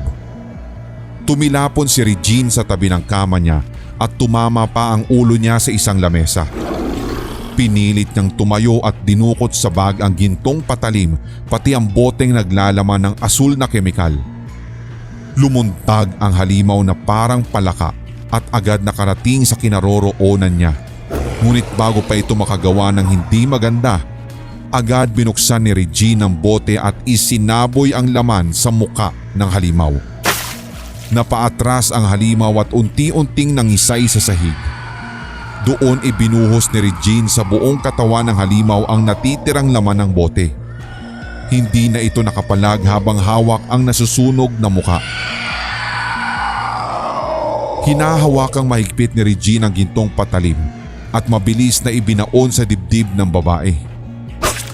Nagawa pa siyang sakalin ng halimaw pero hindi nagtagal ay unti-unti rin itong nanghina at bumagsak sa sahig ang kamay. Hindi na ito gumagalaw. Hindi na rin humihinga. Patay na si Barbara. Patay na ang halimaw. Agad kinuha ni Regine ang maleta at kumaripas ng takbo papalabas ng mansyon. Nakaligtas siya sa halimaw na nagpapanggap na may sakit sa balat. Pagka-uwi sa bahay, nagwala agad si Jonder sa sahig. Naglulupasay na naman ng bata dahil hindi nabili ng kanyang magulang ang laruan na gustong gusto niya. Tumayo sa tumba-tumba si Lola Guada at niyakap ang bata. Lydia naman, bakit umiiyak na naman ang apo ko? Nanay naman, ang kulit ng batang yan. Sinabi na ngang kulang yung pera namin kaya hindi mabili yung robot na tinuro niya roon sa mall. Sakto lang kasi itong dala ko sa washing machine na binili namin ni Densyo. Napahagod ng ulo sa inis si Lydia. Ang asawa nitong si Densyo ay buhat-buhat naman ng washing machine kasama ang dalawa nilang tauhan.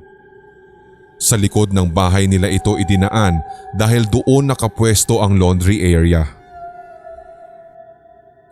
Sobra-sobra naman yung perang ibinibigay ko sa inyo ah. Bakit pati laruan lang ng bata ay hindi nyo nabili? Sermon na naman ng matanda sa babae. Heto na naman po tayo. Diyos ko naman, Nay. Sakto nga lang yung pera doon sa pinambili namin ng washing machine. Tapos kumain pa kami sa restaurant at namasahe pa. Wala na ngang natira sa amin no. Oh, eto. Oh, 50 na lang. Ay kahit na. Ang dami-dami namang mura na washing machine dyan eh. Bakit yung mahal pa kasi ang binili ninyo? Lagi na nga kayong wala sa bahay. Hindi nyo pa mabili ng laruan itong anak ninyo. Hindi nga din ninyo siya maipasyal. Kung hindi ko pa kayo pinilit na isama siya ngayon sa mall, malamang nandito na naman nakakulong sa kwarto yan at nalulungkot. Nay, kung maaari nga po ay huwag ninyong kukonsintihin yung batang yan. Kaya tingnan ninyo, lalo tuloy lumalaking pasaway. Sa inis ni Lydia ay padabog siyang tumayo at dumiretso sa kwarto. Pinakalma ni Lola Guada ang bata at pagkatapos ay hinalikan sa pisngi. Hayaan mo na apo. Bukas na bukas, tayong dalawa mismo ang bibili ng laruang gusto mo. Nagkulong si Jonder sa kwarto at hindi kumain ng tanghalian. Ilang beses siyang nilapitan at nilambing ng ina pero panay ang taboy niya rito. Sa huli, ang lola na lang niya ang naghatid ng pagkain sa kanya. Simula pa man ay malapit na talaga ang bata sa Lola Guada niya. Sa tuwing may problema, dito lagi siya lumalapit. Ito lang ang nagsisilbi niyang kakampi sa bahay.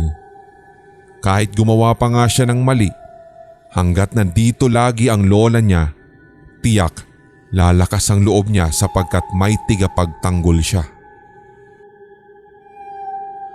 Pagsapit ng hapon, muli siyang pinasok ni Lola Guada.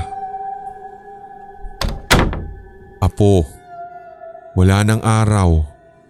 Baka naman gusto mong lumabas at doon ka maglaro para naman hindi ka mababagot dito.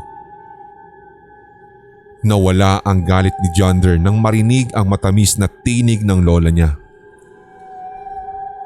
Sige po, lalabas na po muna ako. Mag-iingat ka lang lagi, apo, ha. Saka huwag kang masyadong lalayo. Pagkalabas ng bata ay saka naman pumasok sa eksena si Lydia. Nanay naman, bakit niyo pinalabas ng mag-isa yung bata? Paano kung makidnap yun doon o madapa sa kalsada? Ano ko ba naman, Lydia? Balak mo bang gawing introvert yung anak mo? Dapat hayaan mo ring lumabas para naman maranasan niya ang outside life. Hindi maganda sa bata yung lagi niyong kinukulong dito sa bahay. Pero baka nga naman kasi maligaw yun at kung mapano pa. Sinabihan ko na siya na wag masyadong lalayo para hindi siya maligaw. At paano naman kayo nakasisigurong makikinig yun? Napakapasaway ng batang yan. Paano kasi kinukonsinti ninyo? Makikinig siya dahil ako ang nagsabi sa kanya. Kung kayo ang nagsabi, siguradong hindi yan makikinig sa inyo. Sampal na litanya ng matanda at pagkatapos ay tinalikuran si Lydia. Napataas na lang ng kilay ang babae at pinigilan ng sarili na mapagtaasan ng boses ang sariling ina.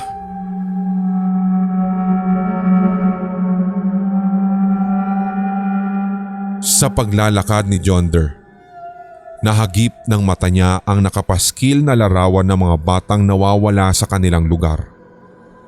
Halos mapuno na ang pader sa dami ng mga ito. Hinayaan lang niya iyon at nagpatuloy sa paglalakad. Hanggang sa madaanan niya ang isang patay na puno.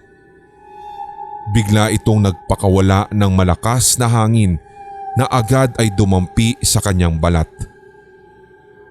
Napalingon siya sa puno.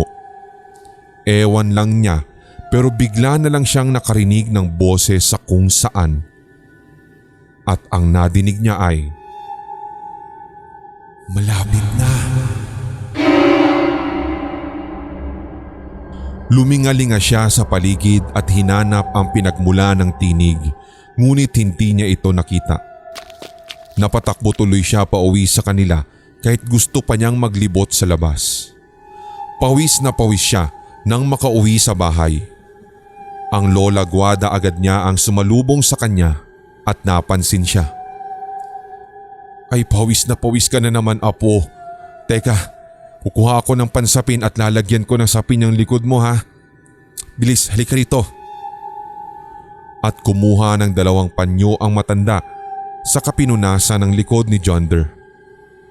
Nang matuyo ang pawis ay isinapin niya rito ang isang panyo.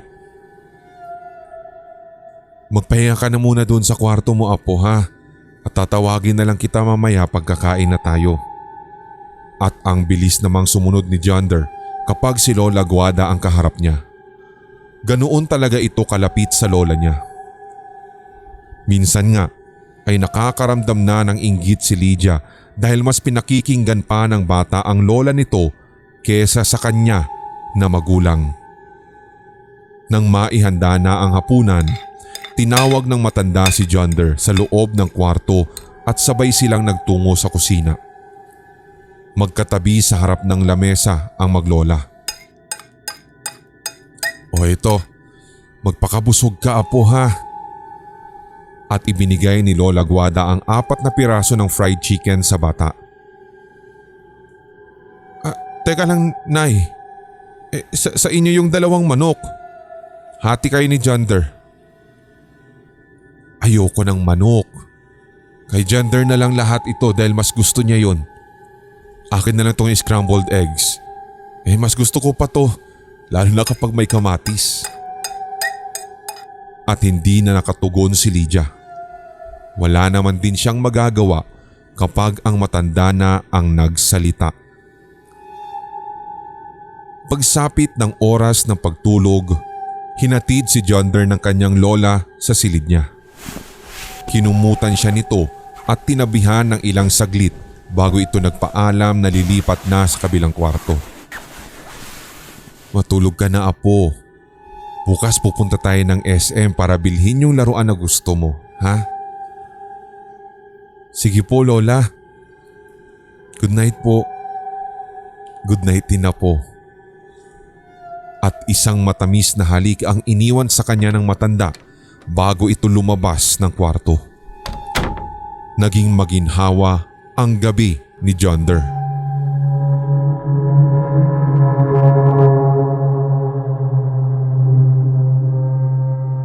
Kinabukasan, masaya siyang gumising at lumabas ng kwarto. Nakita niyang nagluluto ng agahan sa kusina ang kanyang ina. Ngumiti ito nang makita siya. "Oh anak, ang aga mo namang magising." "Ay, wait ka lang dyan ha, at malapit nang matapos tong niluluto ko." Asan po si Lola?" Tanong agad ni Jonder. Nangunot naman ang noo ni Lydia. "Anong lola?" "Anak, nananaginip ka yata." Sige, maglaro ka na muna doon sa kwarto mo. Tatawagin na lang kita kapag ready na itong breakfast, ha?" Bakit wala po si Lola? Saan siya nagpunta? Ano bang sinasabi mo, anak? Sinong lola yung tinutukoy mo? Si Lola Guada po. Ang sabi po niya pupunta kami ngayon sa SM kasi bibili kami ng toys. Umurong ang dila ni Lydia. Larawan siya ngayon ng pagtataka. Mukhang masyado yatang maganda ang naging panaginip ng bata kaya kung ano-ano ang sinasabi pagkagising.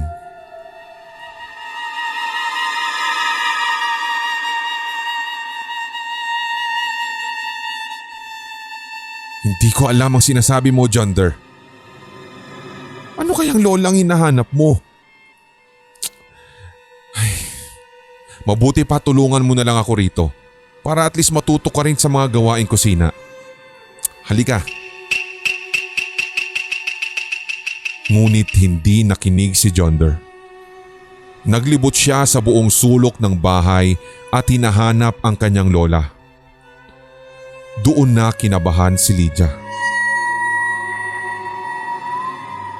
Anak, ano bang nangyayari sa'yo? Sinong lola ba yung hinahanap mo? At napakamot na lang siya ng ulo. Maging siya ay nangingilabot na sa kakaibang ikinikilos ng bata. Pagdating ng asawa niyang si Densyo ng hapong iyon, ay agad nitong sinabi sa lalaki ang tungkol kay Jonder. Nagtataka nga ako dahil magmula kaninang umaga, palagi siyang may hinahanap na lola. Lola? Bakit naman? Pati si Densyo ay nagtaka rin habang nagbibihis ng pambahay sa kwarto. Hindi ko nga rin alam eh. Okay naman siya kagabi. Pero nung magising siya kanina, parang nag-iba yung kilos niya. Hindi rin niya maalala yung mga nangyari nung nakaraan. Palagi niyang sinasabi na hindi raw natin siya binilhan ng laruan at yung lola na lang daw ang bibili nun para sa kanya. At saka isa pa, kailan pa nagkaroon ng hilig si Jonder sa mga laruan? Di ba nga't dati binibilhan natin siya, ayaw naman niya. Ang gusto niya tablet. Baka naman nananaginip lang. Tsaka imposible namang mangyari yun dahil wala naman siyang lola eh. Kaya na nga. Hindi ko pa man siya ipinagbubuntis. Matagal nang patay ang nanay ko. Kaya hindi na niya naabutan ang lola niya nang isilang ko siya. Nang hilakbot nga ako kanina nung bigla siyang maghanap ng lola. Lola Guada raw ang pangalan.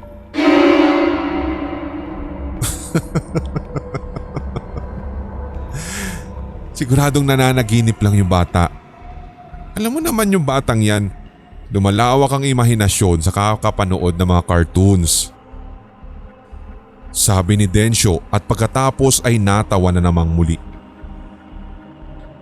Si Jonder naman ay litong-lito na sa mga nangyayari. Kahit anong gawin at sabihin niya, hindi talaga maalala ng mga magulang niya ang tungkol kay Lola Guada. Ito ang palagi niyang kasama at kalaro buhat nung sanggol pa lamang siya.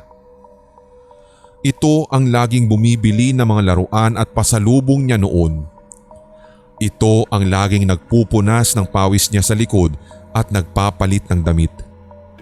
Ito ang lagi niyang katabi na matulog sa kama at ito rin ang nagtatanggol sa kanya kapag pinapagalitan siya ng mga magulang. Ang tanong, nasaan na kaya ito? Kahapon lamang ay nangako pa itong ibibili siya ng laruan sa mall. Ngayong paggising niya ay bigla na lang itong nawala. Hindi lang basta-basta nawala. Dahil pati sa ala-ala ng mga kasama niya sa bahay ay nawala na rin ito. Para bang siya na lang ang nakakaalala rito. Sa paglipas ng mga araw ay lalong naging balisa si Jonder sa kakahanap sa Lola Guada niya. Pati ang mga magulang nito ay nag-aalala na ng lubos sa kanya. Han, hindi na talaga ako natutuwa sa ikinikilos ni Jonder. Naiisip mo ba ang naiisip ko? Tanong ni Lydia sa lalaki habang magkatabi sila sa kama ng gabing iyon. Nasa kabilang kwarto ang anak nila at mahimbing na ang tulog. What do you mean? Ibig mo bang sabihin nababaliw na yung anak natin? Han, ayaw kong isipin. Ayaw kong isipin yun. Pero parang sa kinikilos kasi niya, ganun yung nakikita ko eh. Imposible rin naman yun, Han. Ang ayos-ayos naman ang lagay niya nung mga nakaraang araw, hindi ba? Ikaw na nga mismo ang nagsabi na pagkagising niya nung umagang yun, bigla na lang siyang naghahanap ng lola. Baka hindi lang siguro siya makamove on sa napanaginipan niya. Imposibleng may sakit sa utak yung anak natin. Okay, fine. Kung wala siyang diferensya sa pag-iisip, hindi kaya…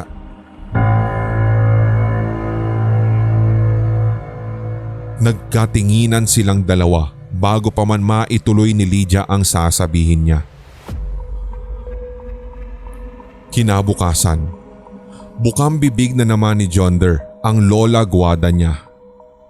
Umiiyak na siya. Lumabas pa nga siya ng bahay para hanapin ito doon.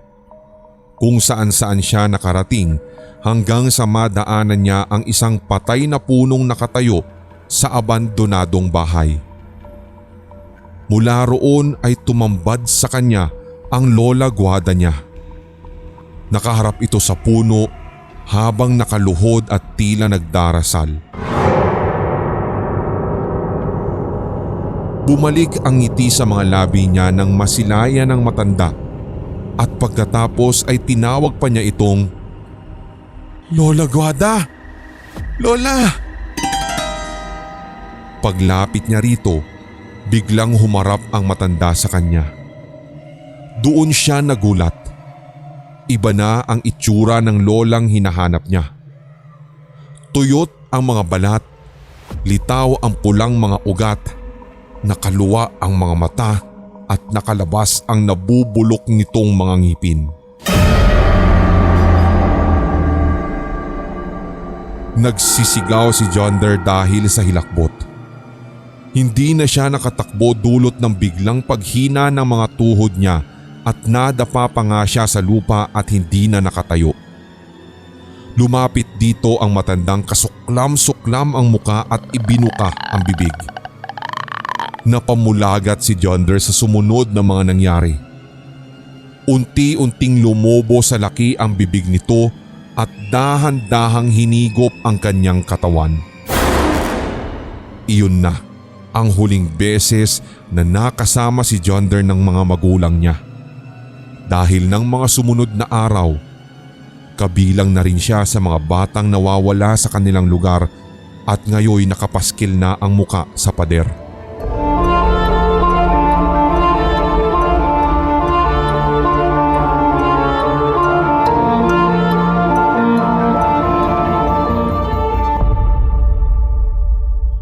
Walang makapagsabi kung saan sila napunta at kung sino ang kumuha sa kanila.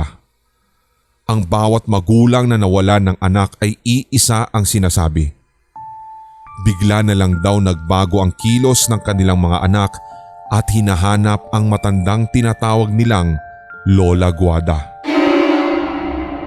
Lingid sa kanilang kaalaman. Ang Lola Guadang tinutukoy ng mga batang ito ay ang matandang engkanto na namumugad sa patay na puno. Binibigyan nito ng maling alaala ang mga bata upang madali nitong makuha ang kanilang mga damdamin at kaluluwa.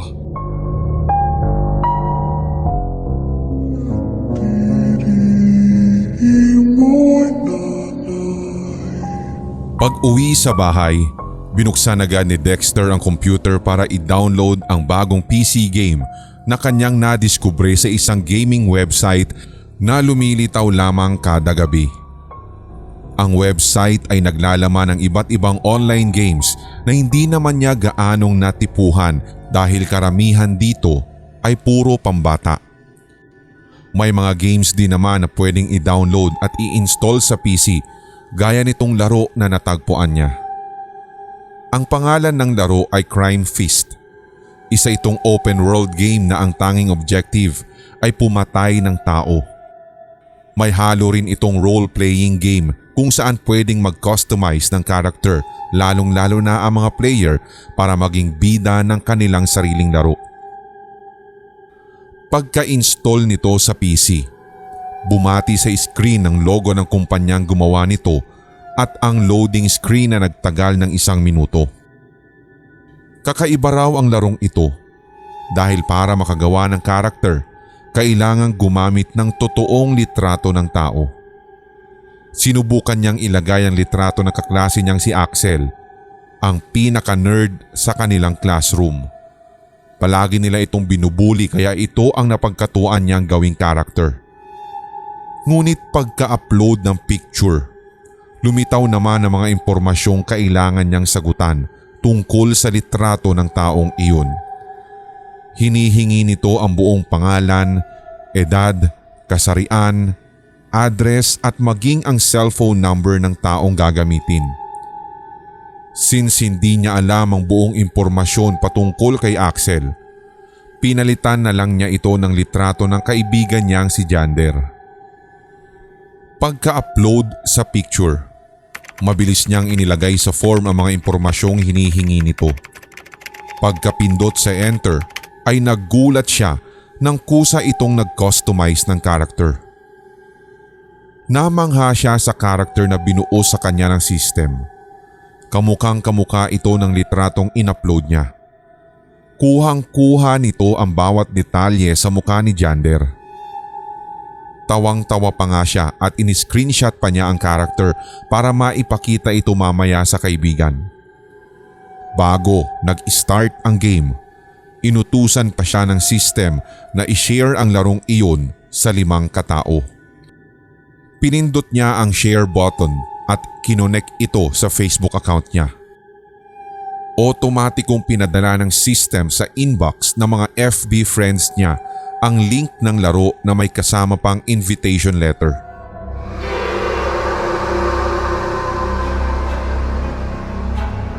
Sa pagsisimula ng laro, makikitang nakahiga ang karakter sa kwarto nito at himbing na natutulog. Ginising ito ng isang napakalakas na hanging pumasok sa bukas na bintana. Ginising ng hangin ang natutulog na karakter. Pagdilat ng mga mata nito, bumungad sa harap ang isang nilalang na may kasuklam-suklam na muka. May dalawang sungay ito sa magkabilang noo.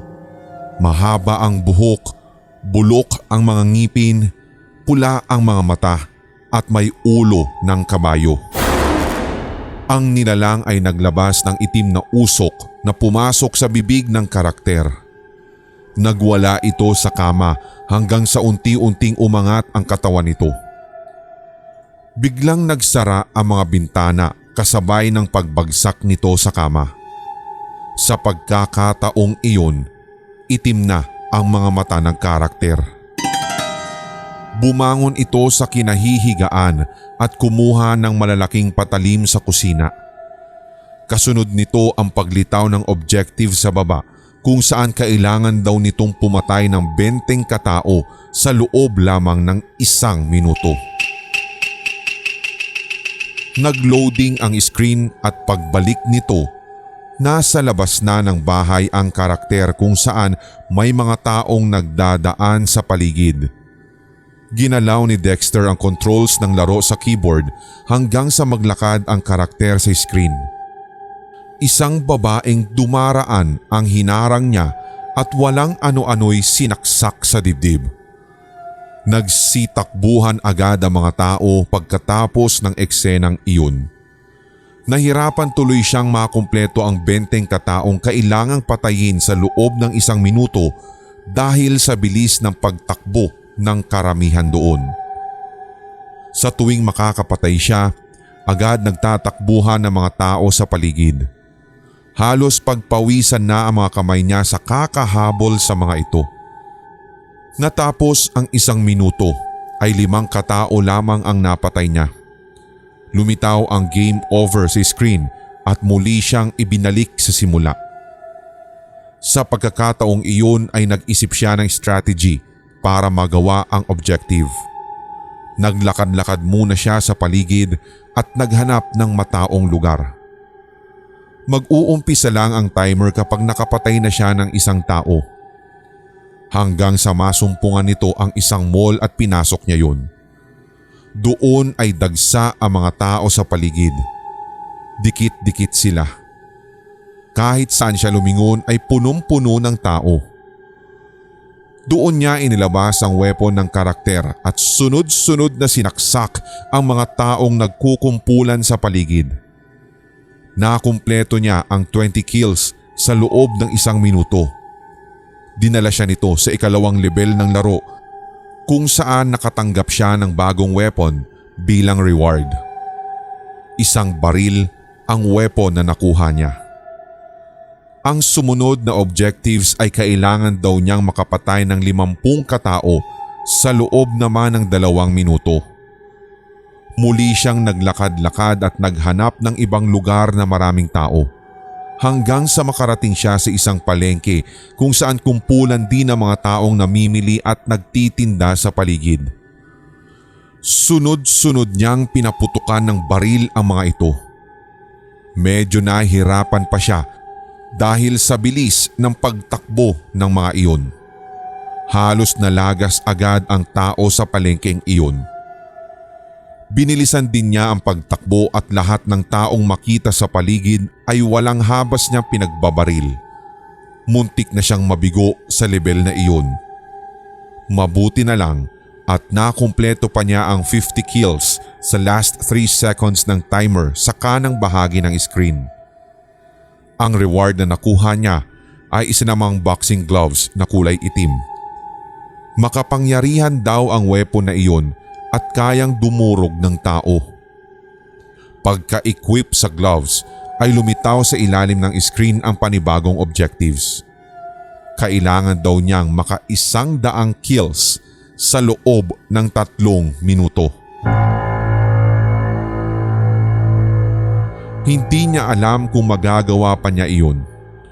Short range lang kasi ang weapon na nakuha niya at kailangan pa niyang lumapit talaga sa tao para lamang mapaslang ito. Iyon pa naman ang mahirap sa larong iyon. Dahil sa bilis tumakbo ng mga tao ay sobrang hirap din nilang lapitan. Parang mas komportable siya sa mga long range na weapon nito. Ang problema, hindi niya pwedeng palitan ang weapon sa level na yon. Kung ano lang ang weapon na ibinigay ng system sa bawat level ay ito lang ang pwedeng gamitin. Mabuti na lamang, sa level 3 ay may mga buff equipment na makikita rin sa paligid gaya ng movement speed na pampabilis ng takbo at bomb weapon na pwedeng ihagis sa mga taong nasa malalayo. Gamit ang movement speed ay hinabol niya ang mga taong nagtatakbuhan sa isang park. Bawat biktimang matamaan ng kamao niya ay literal na nadudurog at sumasabog pa ang lamang loob sa lupa. Halos maglaway siya sa death scene ng mga taong pinapaslang niya. Parang nabubuhayan siya ng dugo sa tuwing makikita ang mga taong nadudurog ang katawan sabay pagkalat pa ng mga laman nito sa lupa. Muli niyang napagtagumpayan ang objective sa level 3. Doon ay medyo nakaramdam na siya ng pangangawit sa mata kaya inihinto na muna niya ang laro at shinut down ang computer. Pumesto na lamang siya sa lamesang katabi ng kama at ginawa ang 2 assignments niya. Kahit isa siyang hardcore gamer, nagagawa pa rin niyang balansihin ang kanyang oras para sa ibang bagay at kabilang na dito ang pag-aaral at ang mga takdang aralin. Pagpatak naman ng gabi ay tinulungan niya ang ina sa mga gawain sa kusina. Siya na ang naghugas ng pinagkainan at naglinis ng lababo. Siya na rin ang nagtapon ng basura sa labas. Medyo masakit pa rin ang ulo at mata niya dahil sa kanyang nilaro kanina. Masyado yatang mataas ang graphics ng larong iyon kaya hindi kinaya ng mata niyang halos araw-araw nakababad sa gadget. Itinulog na lamang muna niya ang gabing iyon. Kultura na niya ang maglaro ng Mobile Legends, Call of Duty at Genshin Impact tuwing gabi pero hindi na talaga kaya ng kanyang mga mata.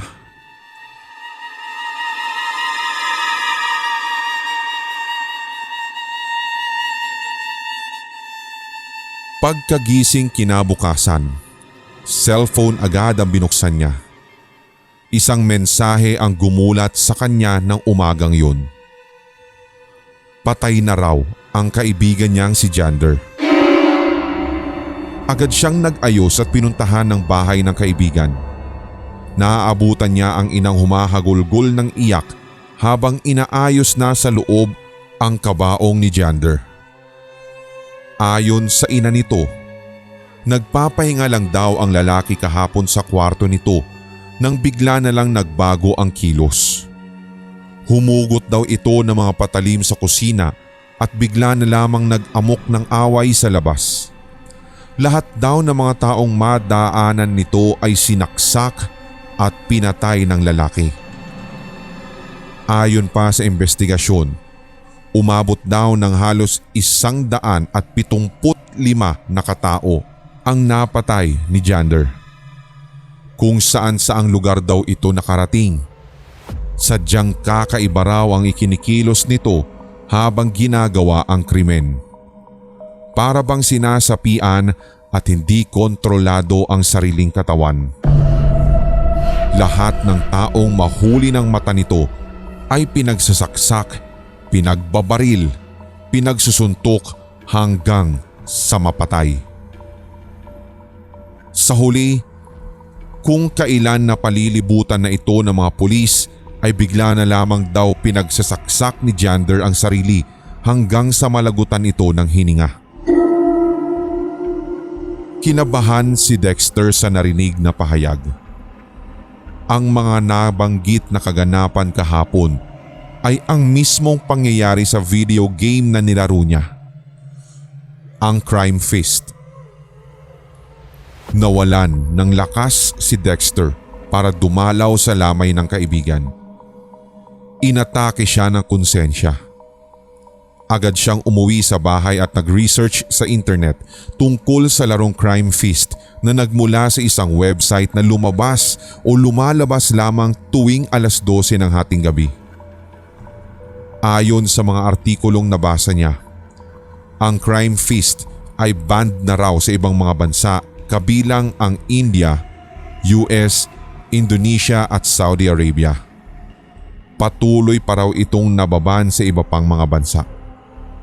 Ang dahilan, nasangkot daw sa mga kakaibang kaso ang nasabing laro. Isang gamer ang hinihinalang naglaro nito at ginawang karakter ang kapatid na nasa probinsya. Kinabukasan, nabalitaan na lamang daw nitong nakapatay ng mahigit sa 200 katao ang kapatid nito at sa huli ay nagpatiwakal din ito matapos barilin ang sariling ulo.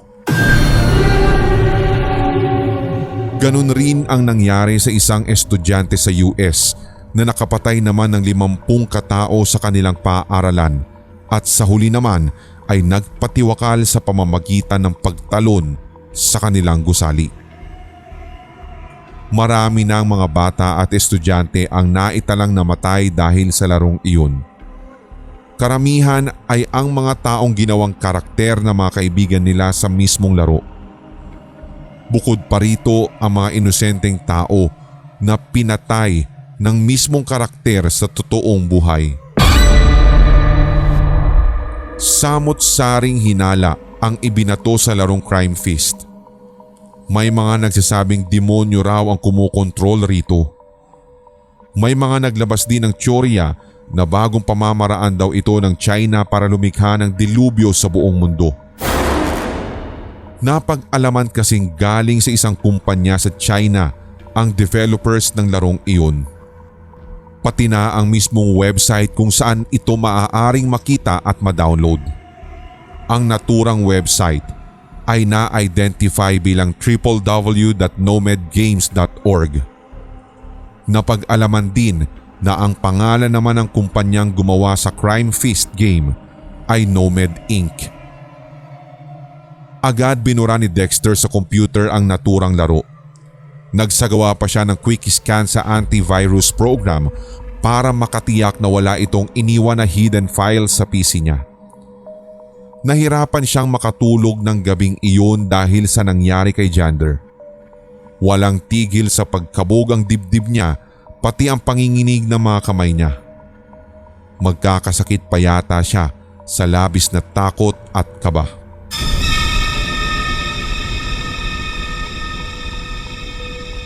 Kinabukasan, naalimpungatan si Dexter sa malamig na hanging bumabalot sa kanyang katawan.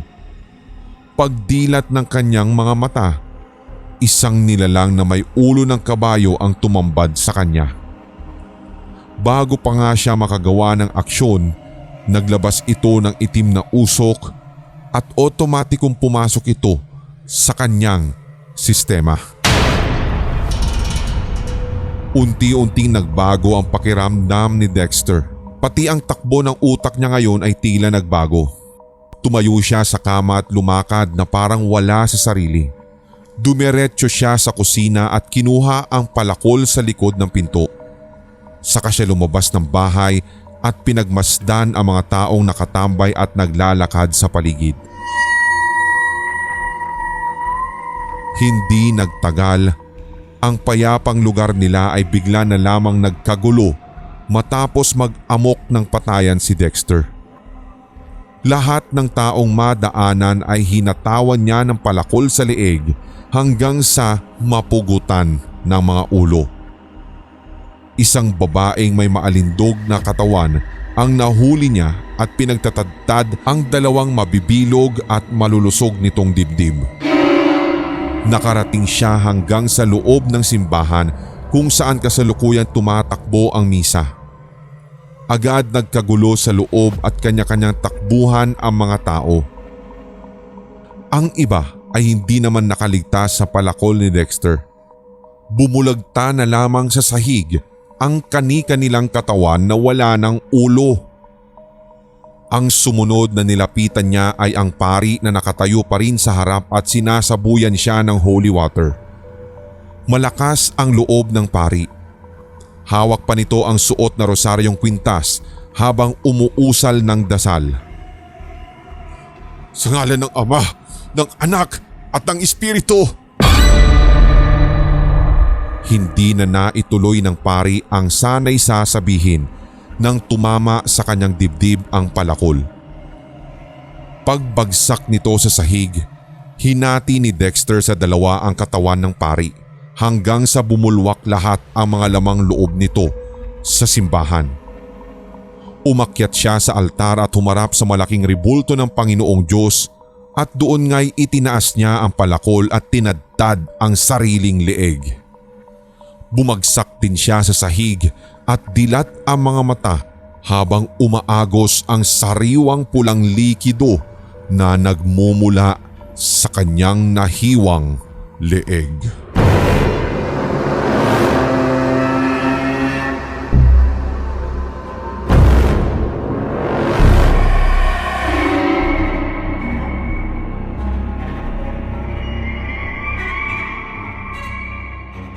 Samantala, sa isang kwarto ay tuwang-tuwa ang isang binatilyo habang nilalaro ang video game na ipinadala sa kanya kahapon ng kaibigang si Dexter.